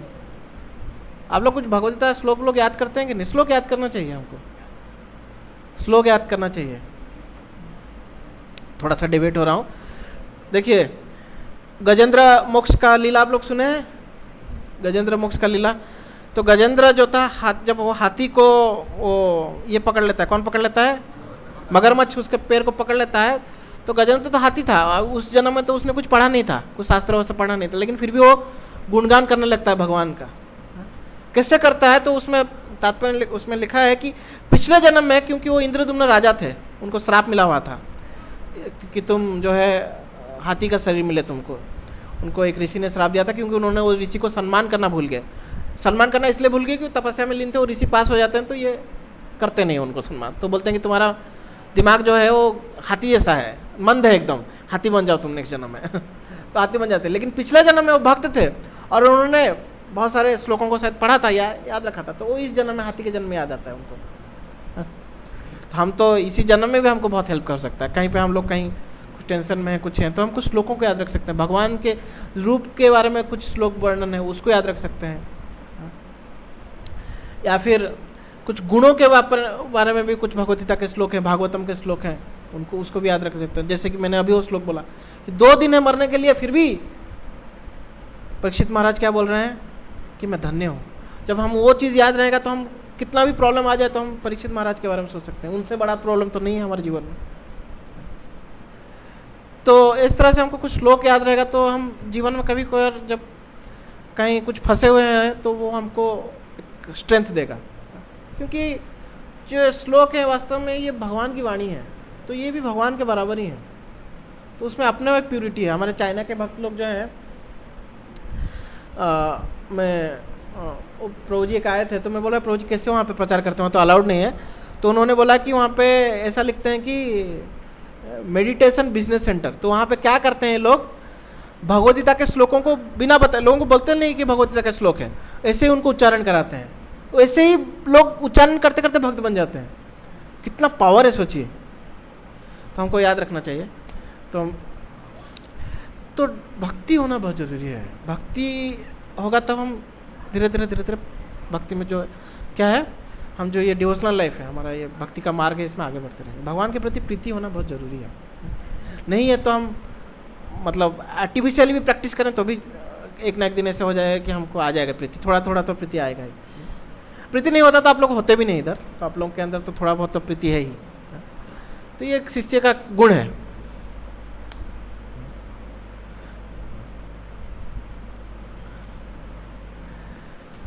फिर 5वां, unflinching faith in the order of guru. गुरु के जो आदेश है उसको, उसके ऊपर पूर्ण श्रद्धा होना। अभी इसका सबसे बड़ा उदाहरण कौन है, प्रभुपाद और भक्ति सिद्धांत सरस्वती ठाकुर। अभी भक्ति सिद्धांत सरस्वती ठाकुर के जो शिष्य बाकी मतलब मैक्सिमम शिष्य जो थे, वो सब के अंदर पहले के सारे क्वालिटीज़ होंगे। हाँ, सरेंडर तो होंगे ही, भगवान के प्रति भक्ति तो होगी, और प्रश्न तो बहुत बड़े विद्वान भक्त लोग जो हैं भक्ति सिद्धांत सरस्वती ठाकुर के शिष्य थे, प्रश्न तो करते और सेवा तो कर रहे थे, क्योंकि वो उनके आश्रम में ही रहते थे, सेवा तो कर रहे थे। लेकिन ये जो है और भी शिष्यों में था, ऐसा नहीं कि नहीं था, मैं बोल रहा हूँ, लेकिन प्रभुपाद के अंदर सबसे ज़्यादा था। जब भक्ति सिद्धांत सरस्वती ठाकुर या उनके जो पिताजी थे भक्ति विनोद ठाकुर, उनका इच्छा था कि जो चैतन्य महाप्रभु ने क्या बोला है, पृथ्वी ते अच्छे जैते नगर आदि ग्राम सर्वत्र प्रचार होवे मोर नाम, तो उनका इच्छा था कि चैतन्य महाप्रभु ने आदेश दिया है तो ये आदेश जरूर, मतलब जो बोला है भगवान ने बोला है, तो ये एक ना एक दिन क्या हो जाएगा, ये सत्य होने ही वाला है। नहीं, इस चीज़ पे भी बहुत सारे लोगों का विश्वास नहीं था। उनको लग रहा था कि जो पृथ्वी बोल रहे हैं श्री चैतन्य महाप्रभु, हो सकता है बंगाल और उड़ीसा बोल रहे हो। कुछ लोग का ऐसा सोचना था कि शायद बंगाल उड़ीसा या साउथ इंडिया बोल रहे हो क्योंकि चैतन्य महाप्रभु उसी जगह में गए हैं। तो ऐसा लोगों का मानना था। और भारत भूमि भी नहीं सोचा, कुछ लोग एटमैक्स सोच रहे थे कि शायद इंडिया भारत भूमि को शायद सोच रहे हैं, पृथ्वी शायद जो है चैतन्य महाप्रभु पृथ्वी बोल रहे हैं। लेकिन भक्ति सिद्धांत सरस्वती ठाकुर का ये था कि चैतन्य महाप्रभु ने बोला है तो पूरा पृथ्वी भर में जो है क्या होगा, एक दिन महाप्रभु का मतलब नाम का टंका बजेगा। तो इसलिए उन्होंने अपने 3 शिष्य सन्यासी शिष्यों को भेजते हैं कहाँ, लंदन, क्योंकि उस समय में वो जिस टाइम में थे कि लंदन जो था सबसे अमीर जगह माना जाता था, क्योंकि ब्रिटेन जो था, ब्रिटेन का कैपिटल लंदन था और ब्रिटेन आधा दुनिया पे राज कर रहा था उस समय में। तो अगर लंदन के लोगों को भक्त बना दिया जाए तो आधा दुनिया भक्त बन जाएगा। राजा अगर भक्त बन जाएगा तो प्रजा ऑटोमेटिकली भक्त बन जाएगा। तो उन्होंने लंदन भेजा था कि यहाँ पे जाओ और अंग्रेजों को भक्त बनाओ। तो वो लोग गए, अभी गुरु ने आदेश दिया तो आदेश को पालन किया, लेकिन ये जो थी थोड़ा कम था। तो गए और वहाँ पे कुछ मिले, कुछ अंग्रेजों से लगे मिले, और फिर बाद में कुछ दिनों बाद या 1-2 महीने बाद वापस आ गए। बोले गुरु महाराज ये पॉसिबल ही नहीं है, आपने जो बोला है वो पॉसिबल नहीं है। क्या कि अंग्रेजों को कोई भक्त नहीं बना सकते, ये लोग मांसाहार खाना ये सब कोई छोड़ ही नहीं सकते, भक्त क्या बनाएंगे इन लोगों को। लेकिन प्रभुपाद को देखिए, प्रभुपाद ने वही लंदन सिटी में, वही लंदन में भक्ति सिद्धांत सरस्वती ठाकुर ने किनको भेजा था, 3 सन्यासियों को भेजा था। प्रभुपाद ने किनको भेजा था, 3 गृहस्थों को भेजा था, गृहस्थ कपल्स को भेजा था। और वो लोग, उनका बॉडी भी वो इंडियन बॉडी नहीं था उन लोगों का, तीनों के तीनों अमेरिकन बॉडी था। और वो लोग जाके वहाँ पे वो लोग प्रचार कर दिए वहाँ पे जाके, मतलब जो भगवान जो हमारा जो कृष्ण भक्ति का प्रचार कर दिए। इतना प्रचार किए कि उस समय में जो सबसे फेमस सेलिब्रिटी वहाँ पे था जॉर्ज हैरिसन। जॉर्ज हैरिसन मतलब बीटल्स बहुत फेमस थे, सबसे पहला रॉक बैंड बोला जाता है। तो सोचिए कि कितना फेम होगा उन लोगों का। तो जॉर्ज हैरिसन जो है इन लोगों को बुलाता है कि आप लोग, एक्चुअली क्या होता है कि ये लोग कैसे, तो उनको पास मिल जाता है जॉर्ज हैरिसन से मिलने का, या फिर जॉर्ज हैरिसन का कुछ कॉन्सेप्ट, कुछ जॉर्ज हैरिसन कुछ अपने फैंस को मिल रहा होता है। तो वहाँ पे हमारे प्रभुपाद जी के शिष्य थे श्याम सुंदर प्रभु, तो उनको कैसे तो पास मिल जाता है, तो ये चले जाते हैं। और जॉर्ज हैरिसन जो है वो प्रभु जी को देखता है, वो अपने किसी सेक्रेटरी को बोलता है कि उनको बुलाओ, श्याम सुंदर प्रभु को बुलाता है, बोलता है कि अरे तुम लोग किधर थे, मैं तुम ही लोगों को ढूंढ रहा था। क्या होता है ना, डिवोटी भक्त लोग जो हैं वहाँ पे कीर्तन रिकॉर्ड करते हैं अपना लंदन में, और वो रिकॉर्ड बहुत फेमस हो जाता है, और जॉर्ज हैरिसन के पास चला जाता है वो रिकॉर्ड। और जॉर्ज हैरिसन जब सुनता है तो वो मोहित हो जाता है उस चीज़ से, तो बोलता है कि अरे मैं तुम लोग को इतना दिन से ढूंढ रहा था। और ये लोग क्या 6 ही जन थे, हस्बैंड वाइफ 6 जन थे, तो लोग कहाँ ऐसा ही कहीं सड़क वड़क में रहते थे, ऐसा था उनका हालत, कहीं रहने के लिए जगह ही नहीं था। कहीं बोलते थे कि कभी कभार प्रभु जी लोग जो थे तीनों फुटपाथ पे सोते थे, और माता जी लोग जाके चर्च में ऐसा रहता था धर्मशाला टाइप का वहाँ पे, तो वहाँ पे जाके सोते थे ऐसा। और खाने के लिए चर्च में ऐसा फ्री का फूड मिलता था, लाइन में लगाना पड़ेगा, फ्री में कुछ ना कुछ मिल जाएगा, ब्रेड व्रेड कुछ मिल जाएगा, तो वहाँ पे वो लाइन लगते थे। तो जॉर्ज हैरिसन को ऐसा अभी कहाँ ढूंढेगा उनको, लेकिन इतना वो ये हो गया कि जॉर्ज हैरिसन को उनको बुलाता है। फिर जॉर्ज हैरिसन जैसे ही थोड़ा सा इंटरेस्ट दिखाने लगता है तो ऑटोमेटिकली ब्रिटेन के लोग भी थोड़ा इंटरेस्ट दिखाने लगते हैं। तो प्रभुपाद तब बोलते हैं कि मेरे गुरु महाराज ने 3 सन्यासियों को भेजा था, लेकिन उनको गुरु के वाक्य पर इतना श्रद्धा नहीं था लेकिन उतना नहीं था, तो इसलिए कुछ ये इफेक्ट ही नहीं हुआ। और मैंने 3 गृहस्थ मेरे कपल्स को भेजा, और ये लोग मेरे बातों पर उतना श्रद्धा था कि वो लोग बना दिए भक्त। तो ये है unflinching faith in the order of गुरु। अगर गुरु के वाणी पे श्रद्धा है ना, आप कुछ भी कर सकते हो। प्रभुपाद को देखिए, 70 साल, आप ऐसा प्रभुपाद का जीवन देखेंगे ना, अगर एनालिसिस करेंगे तो प्रभुपाद ने जो किया वो असंभव है, असंभव है। 70 ईयर्स, आपको 70 साल हो गया, आप सोचिए, थोड़ा इमेजिन कीजिए, आप किसी दूसरा देश जा रहे हैं, आप जो कपड़ा पहने हुए हैं वो कपड़ा एकदम अनोखा है दूसरे लोगों के लिए। प्रभुपाद के एक शिष्य जब पहली बार प्रभुपाद को देखते हैं तो ऐसा लीलामृत में लिखा है, वो सोचते हैं कि जिनी आ गया चिराग से निकल के, क्योंकि प्रभुपाद के सीखा था। और प्रभुपाद जो जूता पहनते थे वैसा पॉइंटेड वाला, हमारे इंडिया में पहनते हैं ना शादियों में, वैसा पॉइंटेड वाला जूता था। और प्रभुपाद ने ऐसा पूरा लाल कपड़ा का ये पहना था, सन्यासी ड्रेस। तो उनको बोले कि हम देखे तो मुझे लगे कि जिनी रास्ते पे चल रहा है तो ऐसा प्रभुपाद को देखते थे। और वो जो भाषा बोल रहा था, प्रभुपाद इंग्लिश में बोल रहे थे उन लोगों को, लेकिन प्रभुपाद का बंगाली एक्सेंट था, तो प्रभुपाद जो इंग्लिश बोल रहे थे उनको समझ में नहीं आ रहा था उन लोगों को। सोचिए ना, उनकी भाषा समझ में आ रही है, उम्र इतना कि जनरली बुढ़े लोगों को लोग सुनते नहीं है। बुढ़े लोगों को 70 साल का बुढ़ा, आप दादाजी वादाजी कितना आप सीरियसली लेते हो उनके बातों को, बताइए आप। हाँ हाँ ठीक है दादाजी देख लूँगा मैं, कुछ बोल भी रहे होते हैं ठीक है, ये होता है कि नहीं, बताइए। तो ना कपड़ा मैच कर रहा है, ना भाषा मैच कर रही है, ना जो बोल रहे हो सॉरी, ना उनका उम्र मैच कर रहा है, ना प्रभुपाद के पास पैसा था। और पैसा से भी अगर हो सकता है कुछ लोग अट्रैक्ट कर सकते हैं, मेरे पास बहुत पैसा है, बड़ा मंदिर बनाया हो, चलो आ जाओ, वो भी नहीं है। फिर भी प्रभुपाद के ऊपर अपने गुरु के वाक्य का श्रद्धा था, इसलिए प्रभुपाद ने जो कर दिया किसी और ने नहीं कर पाया। नहीं तो असंभव है।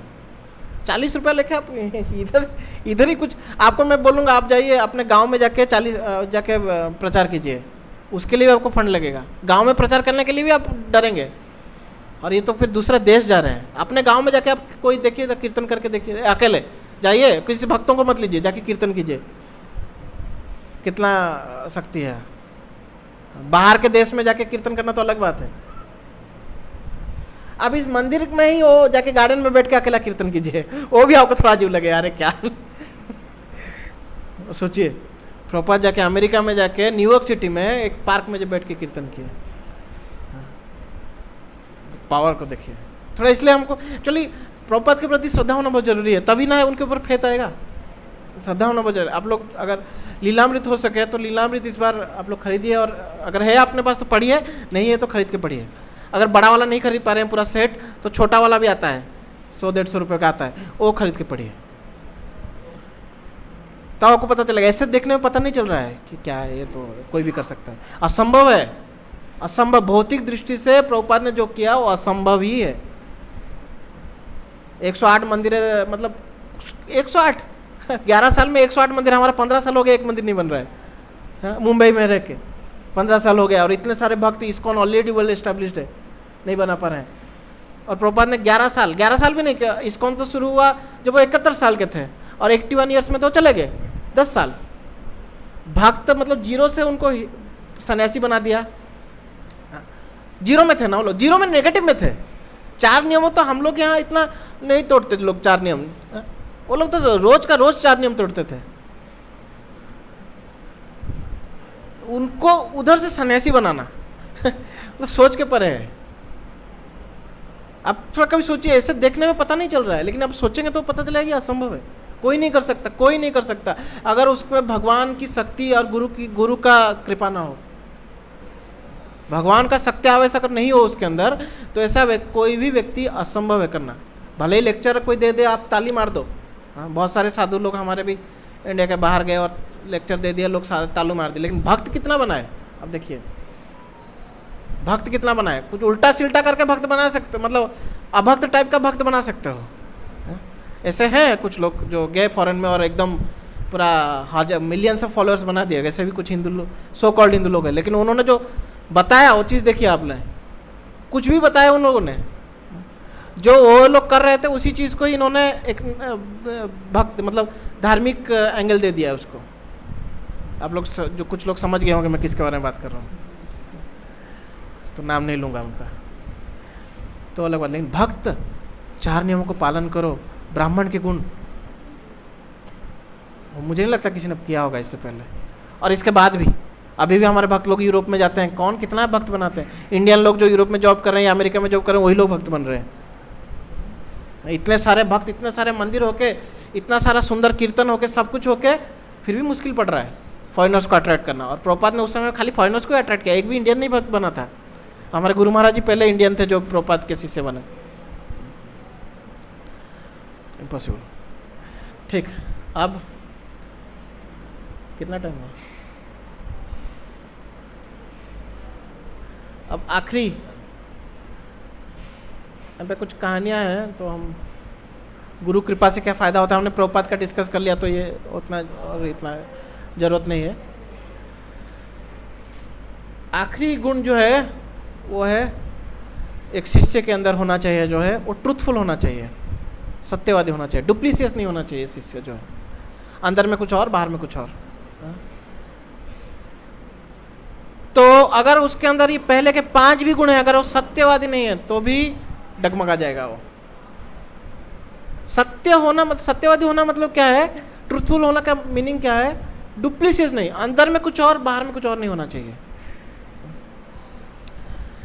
फिर आपको नहीं हो पाएगा। देखिए श्री चैतन्य महाप्रभु के जीवन से देखिए, महाप्रभु ने जगाई मदाई का उद्धार कर दिया।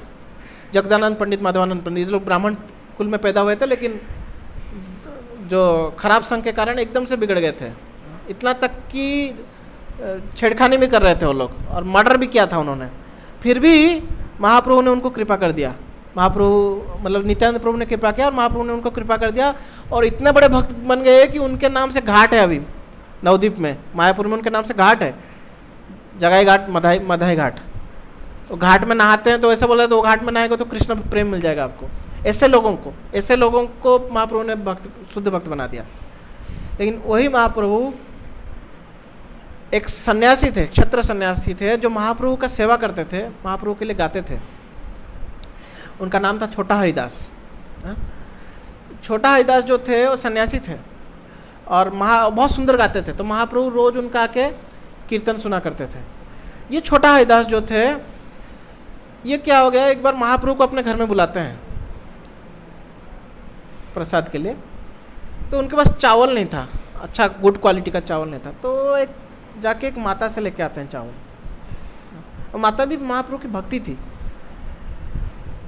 लेकिन महाप्रभु उनको जब ये एक्टिविटी हो जाता है, फिर ये प्रसाद पाते हैं, महाप्रभु तो समझ जाते हैं कहाँ से ये लाया, फिर भी पूछते हैं कि चावल कहाँ से लाया। तब छोटा हरिदास जो है सिर नीचे कर देते हैं। सिर नीचे इसलिए कर देते हैं कि छोटा हरिदास जब माता जी से चावल ला रहे थे तो थोड़ा सा उनको काम वासना आ गया था, तो महाप्रभु उनको एक्सेप्ट ही नहीं करते उसके बाद, इतना गलती के कारण। कि बोलते तुम सन्यासी होके तुम डुप्लीसियस एक्टिविटी किया, तुमने क्या है एकांत में तुमने गलत कार्य किया, मतलब मन में आया था उनका, फिर भी महाप्रभु उनको एक्सेप्ट नहीं करते। तुमको जाना, तुम गए क्यों उधर, तुमको जो पता है कि तुमको जाना नहीं चाहिए, तुम गए क्यों? तो ये गलती तुमने किया, तुम किसी और के हाथ से मंगवा सकते थे, तुम खुद क्यों गए?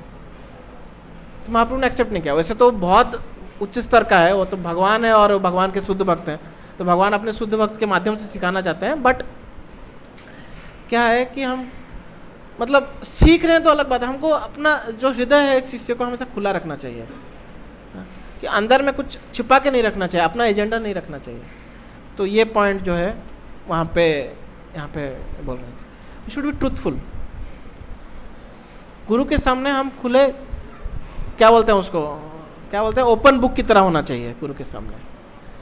तो ये 6 क्वालिटीज़ हमने सीखा। क्या क्या थे 6 क्वालिटीज़, एक एक करके अगर बताएंगे तो अच्छा रहेगा। इस तरफ में से कोई अगर बताना चाहेगा, एक क्वालिटी, कोई नहीं बताना चाहेगा। चलो इस तरफ में से कोई, हितेश प्रभु कोई एक क्वालिटी, सबसे पहला क्वालिटी स्टार्टिंग से बोलो। हाँ, कैसे शरण में जाना है? ह्यूमिलिटी होना चाहिए, विनम्र भाव से, विनम्रता रखते हुए शरण में जाना है गुरु को। फिर दूसरा क्वालिटी सेम इसी जगह को आएगा, दूसरा क्वालिटी बताइए। हाँ, शरण में जाने के बाद प्रश्न करना चाहिए, प्रश्न पूछना चाहिए। क्या प्रश्न पूछना चाहिए? मेरा कैसे बीमारी है तो ठीक हो जाए, या फिर नौकरी नहीं लग रहा तो लग जाए, ऐसा नहीं। हाँ, माता जी बोल रहे हैं आध्यात्मिक जीवन में कैसे आगे बढ़े, ऐसा। तीसरा भी इस तरफ, इस ग्रुप को जाएगा। तीसरा सबमिसिव होके सेवा करना है, करेक्ट, सबमिसिव होके सेवा करना है। सेवा करेंगे तो क्या होगा, ज्ञान जो है विज्ञान में बदलेगा, नहीं तो ज्ञान ही रह जाएगा, विज्ञान में नहीं बदलेगा। ओके, चौथा क्या था? फिर से ये ग्रुप को आ गया। हाँ, बस सही बोला, डिवोशन होना चाहिए, भगवान के प्रति प्रीति होनी चाहिए। हाँ, सब गुण है, प्रीति नहीं भगवान के प्रति तो क्या होगा, मायावादी बन जाएंगे हम लोग। मायावादी भी बहुत हम्बल रहते हैं, ऐसा जो ज्ञान का अहंकार रहता है लेकिन ह्यूमिलिटी भी है। तो और भक्ति फिर पांचवा क्या गुण था? पांचवा वो लास्ट वाला ग्रुप को आर्यन प्रभु बताएंगे। पांचवा quality, fifth quality of a disciple. Okay, somebody else. Prabhu ji, Narendra Prabhu. Yes Prabhu ji. मानना है मतलब श्रद्धा होना चाहिए गुरु का। मान तो लेते हैं लोग, श्रद्धा नहीं होता कोई बार, तो फ्लॉप हो जाता है वो। गुरु के आदेश पे श्रद्धा होना चाहिए, पूर्ण श्रद्धा होना चाहिए तो है। लेकिन कोई बार जबरदस्ती लोग मान लेते हैं, लेकिन वो श्रद्धा नहीं है तो वो काम नहीं करता है, है?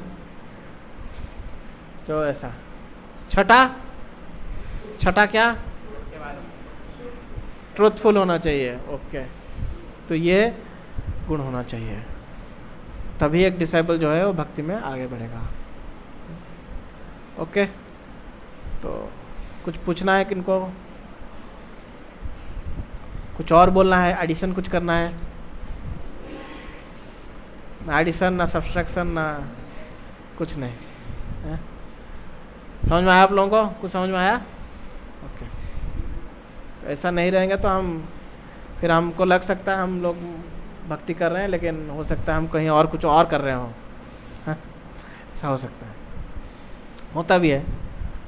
सब धोती कुर्ता सब पहना, तिलक पहना, अचानक से वो क्या ये सब बेकार हो जाता है। तो क्वालिटी होना चाहिए, क्वालिटी होना चाहिए। क्वालिटी को कैसे हम डेवलप कर सकें, इसके बारे में हम लोग अपने काउंसलर, मेंटर, जिससे भी हो चर्चा करना चाहिए इस पर। कैसे हम how to improve this qualities, ये होना चाहिए। ये ऑटोमेटिकली बाकी आपके जो भौतिक प्रॉब्लम है ये सब सेट हो जाते हैं एक्चुअली में। मतलब मैं नहीं बोल रहा हूँ, ये रूप गोस्वामी बोलते हैं।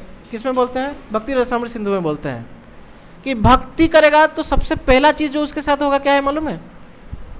क्लेशाग्नि। जो क्लेश है ना, क्लेश रूपी अग्नि जो है ना वो दूर हो जाएगा। क्लेश रूपी अग्नि जो है वो क्या हो जाएगा? दूर हो जाएगा भक्त का। ओके, तो हमको उस चीज़ों की टेंशन नहीं लेना चाहिए, इस चीज़ का टेंशन लेना, इस चीज़ में कैसे हम आगे करें इसके प्रति हमारा एनर्जी देना चाहिए। तो बाकी वो साइड इफेक्ट्स हैं वो सब चीज़ें।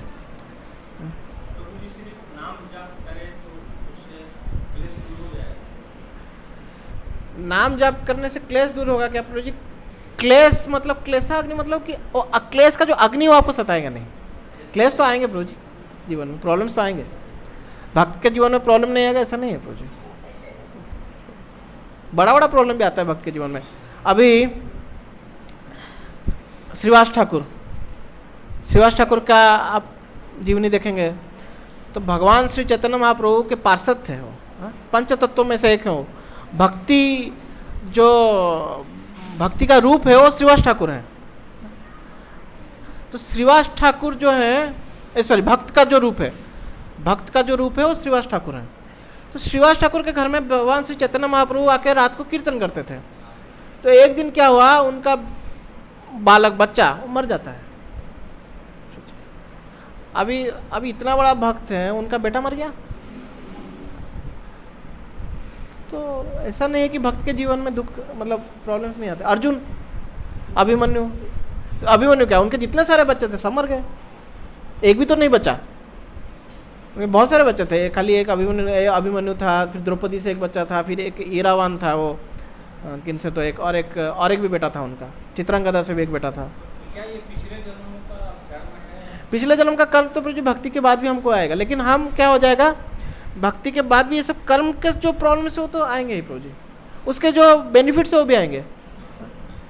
अगर भक्ति के बाद ऐसा नहीं कि आप करोड़पति नहीं बन सकते, आपके भाग्य में होगा तो बनोगे। लेकिन प्रभु जी जनरली देखा कि आपको भी एक्सपीरियंस होगा, 90% लोग जो भक्ति नहीं करते वो बहुत सुखी रहते हैं।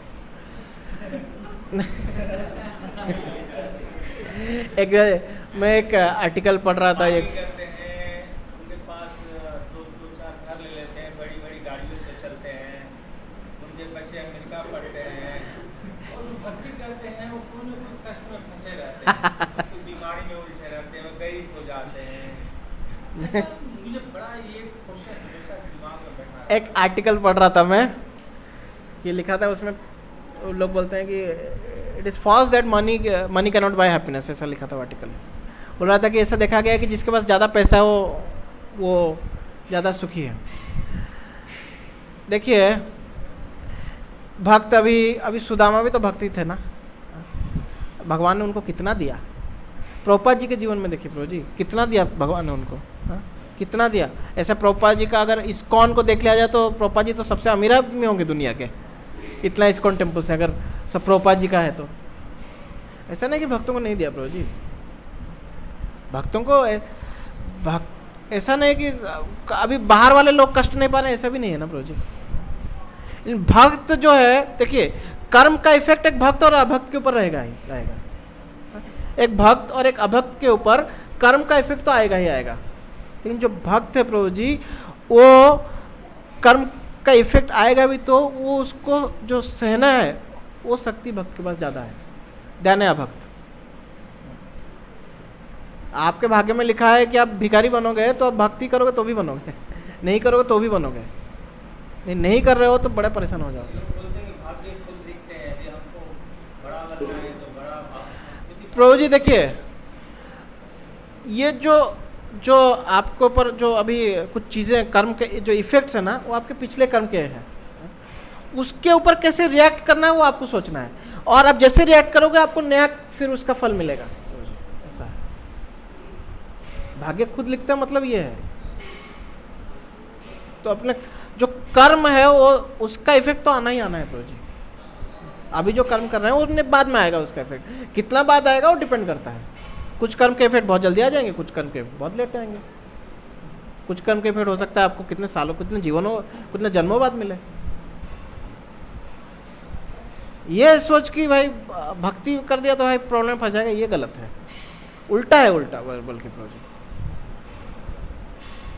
सहमे हुए कहाँ रहते हैं प्रभु जी। ये जो मैं स्टार्टिंग में बताया, स्टार्टिंग में क्या बताया था मैं, जन्म ऐश्वर्य सुतश्री भी, तो जिसके पास ऐश्वर्य है वो जनरली भक्ति में आना उसके लिए मुश्किल है। इसलिए आपको करोड़पति लोग मंदिर में आते हुए नहीं दिखेंगे, ज़्यादा करोड़पति लोग आते हुए नहीं दिखेंगे। लेकिन आप एक कंपैरिजन कीजिए प्रभु जी, एक लेवल का कंपैरिजन कीजिए। अभी बहुत सारे इधर मंदिर में मिडिल क्लास लोग हम लोग सब हैं, जनरली लोअर मिडिल क्लास या मिडिल क्लास लोग हैं जो भक्ति कर रहा है, और वही मिडिल क्लास लोग जो भक्ति नहीं कर रहा है, उनका दोनों का कंपैरिजन कीजिए प्रभु जी। जो एकदम से नया नया मंदिर में आया तो स्ट्रेस के वजह से ही मंदिर में आया है, उसका साथ कंपेयर मत कीजिए। जो एकदम बहुत दिन हो गया भक्ति में और वो कुछ एक रस मिल रहा है उसको, उसका देखिए, उसके साथ कंपेयर कीजिए तो देखेंगे कि ये बहुत आनंद में है प्रभु जी। अब भक्तों से पूछ के देखिए, ऐसे नॉर्मली भक्त लोग ऐसा बात बोलेंगे ना जैसे भौतिक जैसे कुछ लेना देना नहीं है प्रभु जी, और वो ऐसा सोच के नहीं बोल रहे कि मैं मंदिर में हूँ, डिवोटी का कपड़ा पहना हूँ इसलिए बात बोल रहा हूँ। मैं कभी बार क्या है, मतलब मैं जब भक्ति में अभी भी है मेरा अटैचमेंट, कोई बार मैं कुछ अमीर लोगों को देखता था, ये गाड़ी वाड़ी बोलता था, तो एक मेरे दोस्त थे, बोलते क्या रखा है प्रभु जी इसमें, तुरंत बोल दिए वो। मैं बड़ा बड़ा महंगा महंगा गाड़ियों का थोड़ा सा देखता था तो उसको बोलता था देखो ये प्रभु जी ये गाड़ी है तो बोले कि क्या रखा है प्रभु जी इसमें, ऐसे बोल दिया। ये भक्त का रिलेशन प्रभु जी। हम वास्तव में टेंशन में दुख में क्यों रहते हैं? टेंशन में दुख का कारण है Prabhu ji because having faith on something on this material things. भौतिक चीज़ों के प्रति हमारा अटूट श्रद्धा है कि हमको सुख प्रदान करेगा, इसलिए हम लोग जो है वास्तव में दुख में है। आपको एक एग्जाम्पल दूंगा, मैं गीता क्लास में भी एग्जाम्पल दिया था। अभी जब अगर आप ऐसा किसी ज़मीन के ऊपर चल रहे हैं जो एकदम से ठोस ना हो, मतलब एकदम हार्ड ना हो, तो आपको देख डर डर के चलेंगे।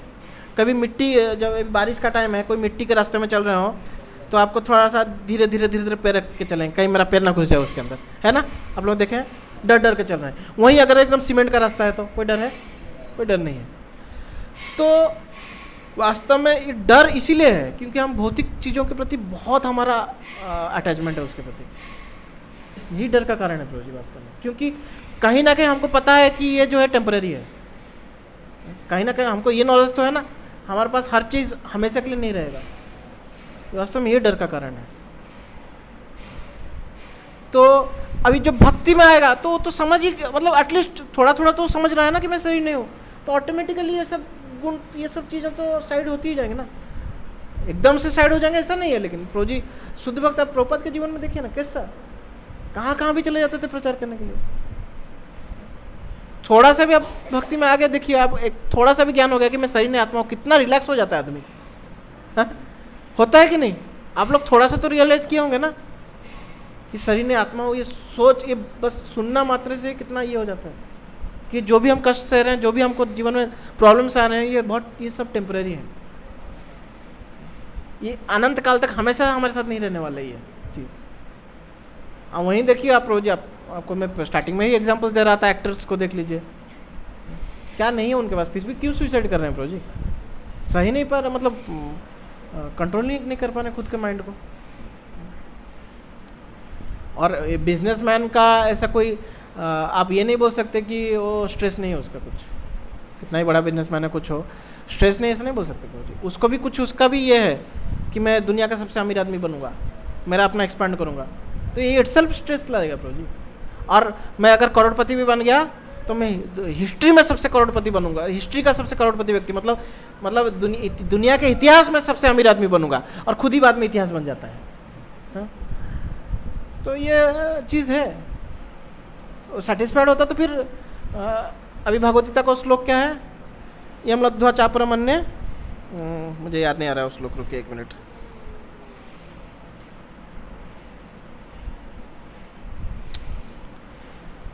चैप्टर 6 का ही है, चैप्टर 6 श्लोक 22। देखिए मैं श्लोक बता रहा हूँ प्रोज आपको, देखिए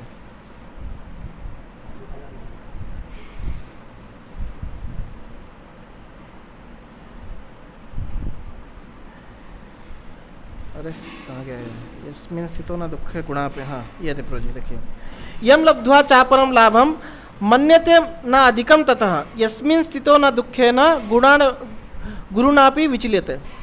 यम लब्ध्वा चापरम लाभम मन्यते न अधिकम ततः, भगवान बोल रहे हैं इसको कि इसको पाने के बाद आपको कुछ पाने का इच्छा ही नहीं होगा और कुछ एक्स्ट्रा चाहिए, इसका इच्छा ही खत्म हो जाएगा। एक्चुअली हम लोग सटल लेवल में क्या चाहते हैं कि हम ऐसा कुछ मिल जाए हमको, इसके बाद हम पूरी तरह से संतुष्ट हो जाएं, लेकिन हम होते नहीं हैं, ये हमारा गोल नहीं है, लेकिन सूक्ष्म रूप में हमारे दिमाग के अंदर ये चीज़ बैठा हुआ है कि ऐसा मिल जाए कि संतुष्ट हो जाए। ये नहीं है, इसलिए तो भाग रहे हैं ना हम भाग किस लिए रहे हैं, ये नहीं है हमारे अंदर। और भगवान बोल रहे हैं कि भक्ति से ये होता है, और हम भक्तों के एग्जाम्पल से देख सकते हैं। तो भक्तों का एग्जाम्पल भी मिल गया हमको, शास्त्र का ये भी है, दो प्रमाण है हमारे पास, शास्त्र का प्रमाण है और एग्जाम्पल्स भी है। तो फिर उतना फेथ रखना पड़ेगा हमको, उतना फेथ नहीं है तो फिर हम आगे स्टार्टिंग ही नहीं करेंगे तो आगे कैसे बढ़ेंगे। स्टार्टिंग में अधोश्रद्धा होना जरूरी है। स्टार्टिंग में एकदम से आप एकदम आज मंदिर में आए, मतलब सारा एकदम साफ, एकदम पूरा अंदर से पूरा नाचने लगे, ऐसा हो सकता है हो जाए हमारे साथ, हो सकता है ना भी हो, लेकिन हम भक्ति का प्रोसेस को पालन कर रहे हैं तो 100% होगा, ये इम्पोर्टेंट है।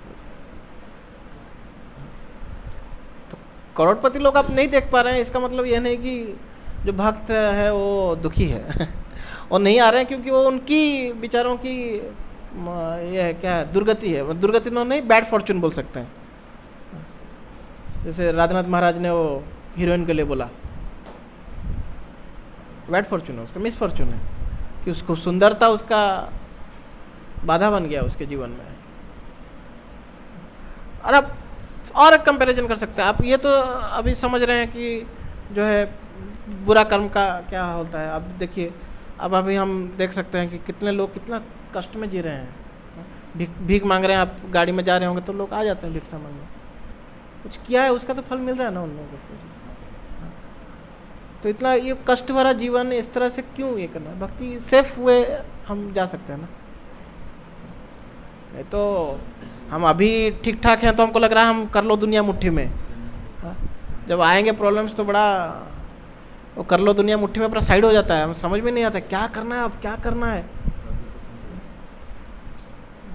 क्या अभी अपना अंधेरा छा जाता है, कोई सोल्यूशन ही नहीं है। इसलिए तो हम स्टार्टिंग में पढ़े कि हम भगवान के शरण में जो है वो कैसे जाना चाहिए, उस टॉपिक पे हम लोग ये पॉइंट कर रहे थे। क्योंकि भौतिक प्रॉब्लम्स का सल्यूशन, मतलब कुछ प्रॉब्लम है जिसका सल्यूशन भौतिक चीज़ें दे ही नहीं सकती, उसका कोई सल्यूशन ही नहीं है भौतिक चीज़ ये के पास,